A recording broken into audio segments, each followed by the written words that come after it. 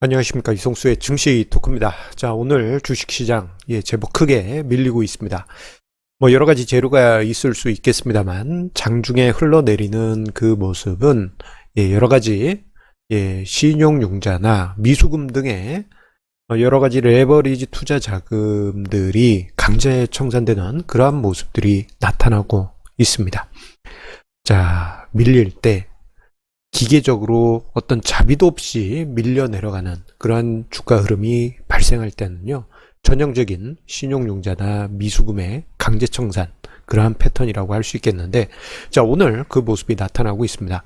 자, 그런데 이 B2 관련해 가지고는 제가 계속 조심하시라고 이야기 드려오긴 했습니다만, 자, 최근에 개인 투자자의 신용융자 그 자금이 18조 원 수준에 이를 정도로, 브레이크 걸리지 않는, 질풍노도의 B2 문화가 우리나라 증시 문화에 깊이 자리를 하고 말았습니다. 자, 그 결과 9월 달에, 자, 월간, 미수금의 반대 매매, 일평균 규모가, 자, 10년 내 최대치에 이르렀습니다. 이거 뭐 심각한 수준입니다. 자, 오늘 증시 토크에서는 좀 심각하게 오늘 B2에 관한 이야기 드릴 예정이니까요. 끝까지 보아주시기 바라겠습니다. 뭐 파산 확률이니 이런 고상한 공식 이야기 하지 않고 좀 노골적으로 이야기를 좀 드리도록 하겠습니다. 구독, 좋아요 버튼 눌러주시면서 시작하도록 하겠습니다. 자, 오늘 장중에 코스닥 시장, 그리고 소형업종 지수, 그리고 종합주가 지수 흐름을 보게 되면 특히 코스닥 지수와 소형업종 지수는 매우 노골적으로 그 패턴이 나타났어요. 자, 무엇이냐? 오늘 아침에 뭐 하락한 거, 개파락한 부분은 미국 증시에 여러 가지 우려감이 반영되었다고는 하지만, 자, 보시게 되면 10시 이후부터 해서 한번 쭉 하고 밀려 내려왔죠. 그리고 점심 먹고 와서 1시부터 해서 또 쭉 하고 밀려 내려가게 됩니다. 뭐 이 와중에 뭐 대북 이슈가 심각하게 발생하면서 증시를 밀었다고 설명하는 분들도 있긴 합니다만, 더 큰 문제는 스몰캡에 있어서 오늘 강제 청산과 반대 매매가 10시 이후 그리고 1시 이후에 매우 기계적이고 강렬하게 쏟아졌습니다.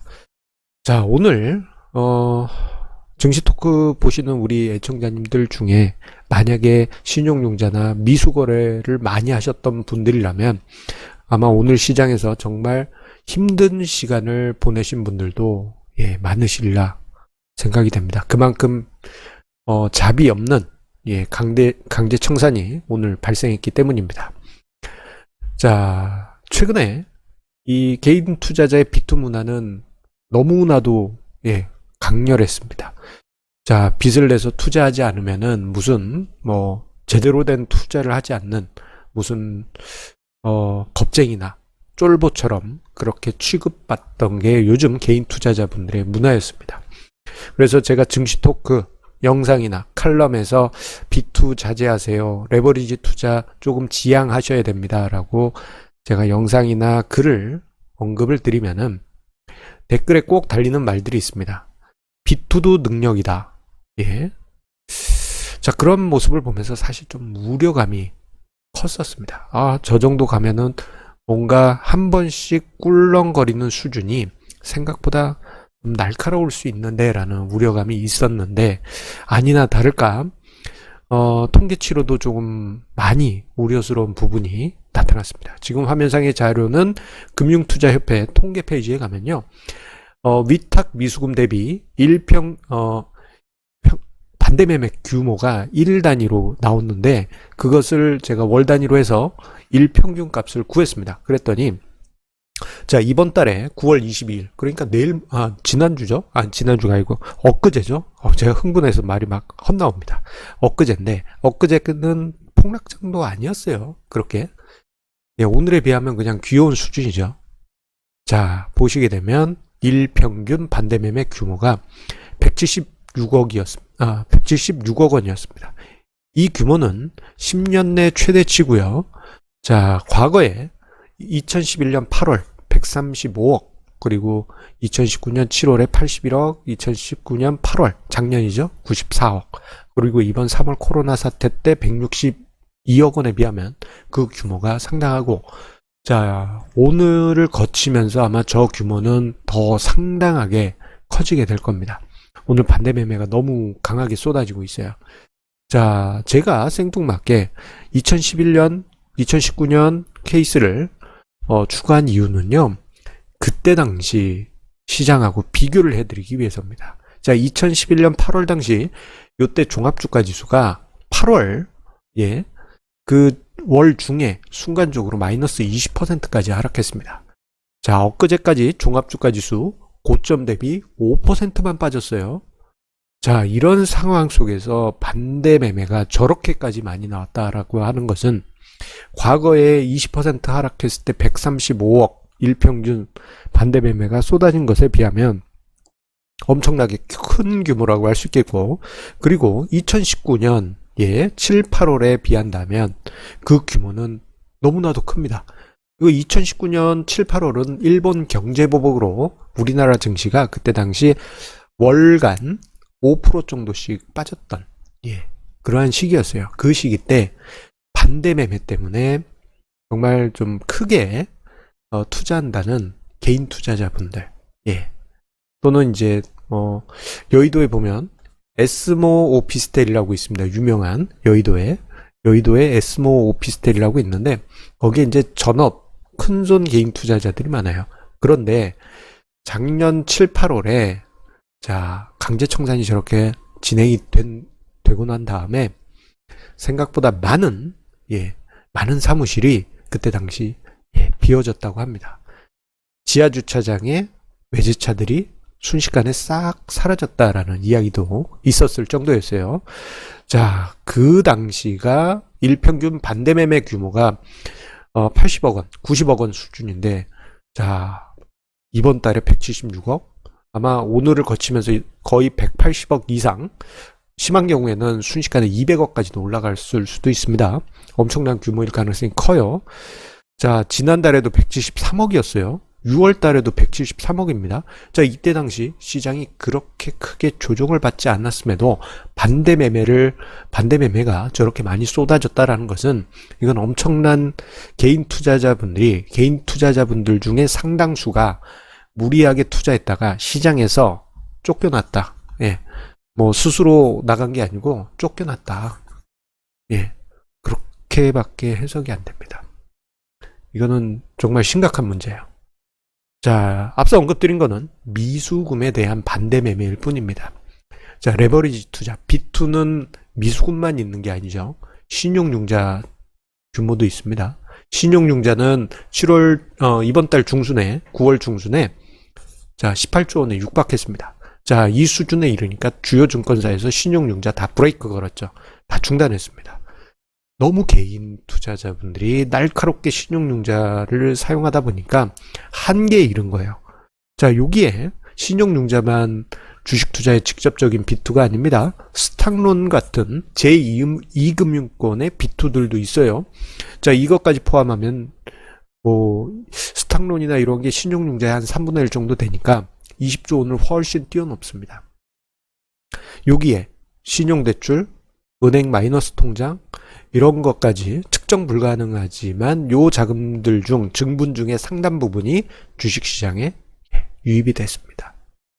그리고 부모님, 가족, 형제, 친구들한테 빌린 돈 등등 다 포함하면 거의 아무리 적게 잡아도 다 합치면은 아무리 적게 잡아도 25조, 조금 많이 잡으면 40조 원에 이를 겁니다. 자, 이 정도 규모면요, 올해 개인 투자 자금 순증이 85조 원 정도 돼요. 그러니까 이제 개인 순매매 플러스 예탁금 증가, 그 합친 게 85조 원인데 그 중에 절반이 빚으로 쌓아진 모래성일 수도 있는 것입니다. 정말 이게 좀 상황이 심각할 수도 있어요. 자, B2가 좀 한 번 정도 큰 요동을 칠 수 있다라는 우려감이 점점점 쌓이던 차에 이번에 미국 기술주의 연쇄적인 하락이 트리거가 되고 말았습니다. 자, 그러다 보니 자, 과도하게 상승했던 종목, 버블 영역에 들어갔던 종목에 신용융자가 많이 있었는데 그 종목들이 주가 하락하면서 마진콜이 발생하니까 이 종목들은 팔긴 좀 뭐하고 짜투리 종목들을 매도하면서 증거금을 채우신 분들이 늘어나고 있어요. 그러면서 엄한 종목들이 푹푹 빠지는 상황들이 오늘 나타나고 있습니다. 자, 그러면서 결국 어떻게 됩니까? 한 종목 몰빵하는 상황이 벌어지고 말아요. 자, 어쨌거나 지금 B2 자금은 상당합니다. 상당한데 뭐 그럴 수 있어요. 대신에 너무 날카롭게 증가했기 때문에 부담이 큰 것이 사실이었고, 이게 좀 증시의 뒤통수를 칠 수 있는 요인이다라는 이야기를 제가 지난주에 증시 토크에서 언급드린 바가 있습니다. 자, 그런데 B2에 대한 개인 투자자의 문화는 좀 염려스러운 부분이 있습니다. 이게 마치 1980년대 주식 투자를 할 때 신용융자를 안 쓰면 바보 취급받던 그러한 시절하고 너무 비슷한 투자자들의 반응들이 나오고 있어요. 자, 1980년대 후반 주식시장이 단 몇 년 만에 5배, 6배 상승하니 그때 당시 신용융자 안 쓰면 바보 취급 당했습니다.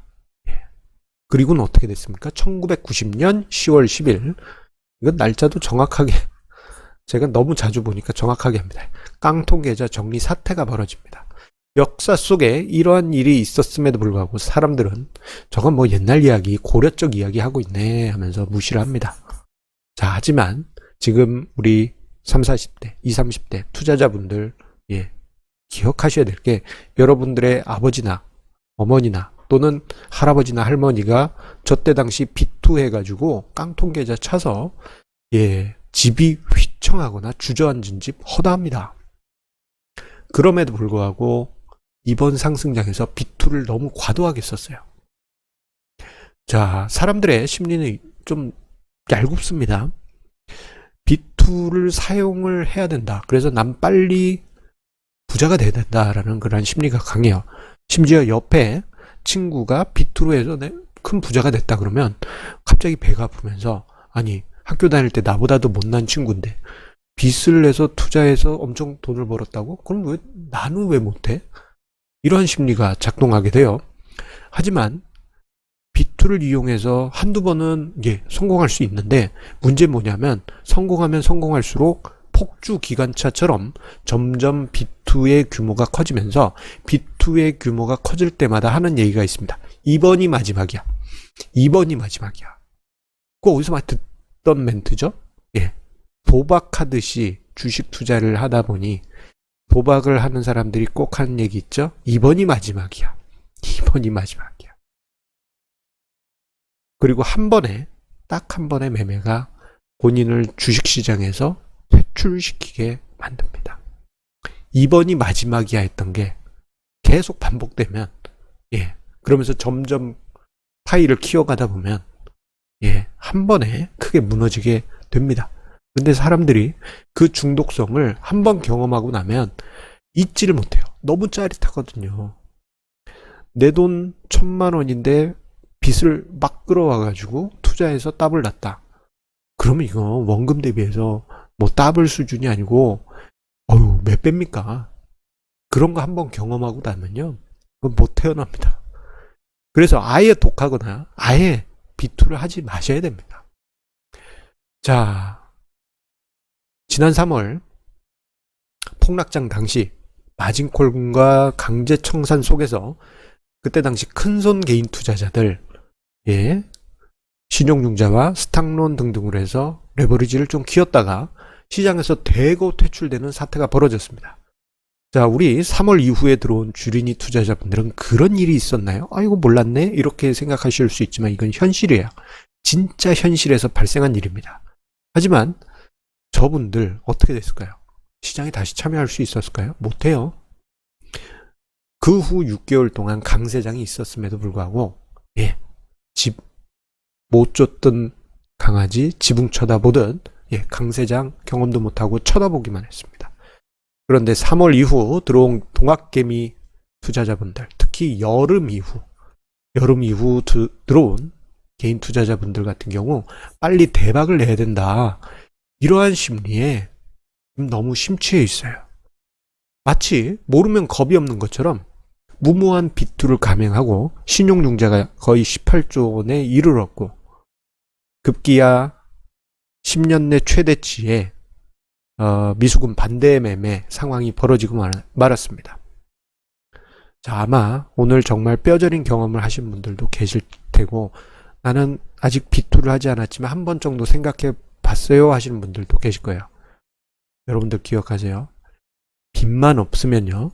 이번 조종장은 엄청난 기회가 될 수 있습니다. 하지만 비투, 특히 과도하게 비투를 통해서 투자하신 분들 같은 경우에는 최고 바닥, 가장 낮은 바닥에서 강제청산이든 반대 매매든 RMS 시스템, 리스크 관리 시스템이 만드는 비투 대출해준 그 금융회사들이 강제청산하면서 최고 바닥에서 여러분들의 물량을 다 털게 만듭니다. 그건 여러분들의 의지로 되는 게 아니에요. 프로그램이 매도하니까. 자비가 없습니다. 자비가 없어요. 자, 여러분들 다시 한번 강조드립니다. 비투 오랫동안 저희 증시 토크와 성공 투자하시고자 하시는 분들은 비투 절대 하지 마시고 안전하게 투자만 하셔도 기회는 계속 여러분들에게 찾아올 것입니다. 자, 오늘 증시 토크 좀 진지하게 좀 무겁게 준비를 했습니다. 이야기를 하다 보니까 또 말이 좀 길어졌습니다. 조금 듣기 거북하셨다면 이런 의견이 있으려니 라고 생각해 주시고요. 마음에 공감이 울리신 분이시라면 꼭 투자 원칙으로 빚내서 투자하지 않겠다. 그것을 철저한 투자 기준으로 세우시기 바랍니다. 자, 그러면 우리 증시 토크 여기서 마치도록 하고요. 우리 내일 금요일 증시 토크에서 다시 만나 뵙도록 하겠습니다. 감사합니다.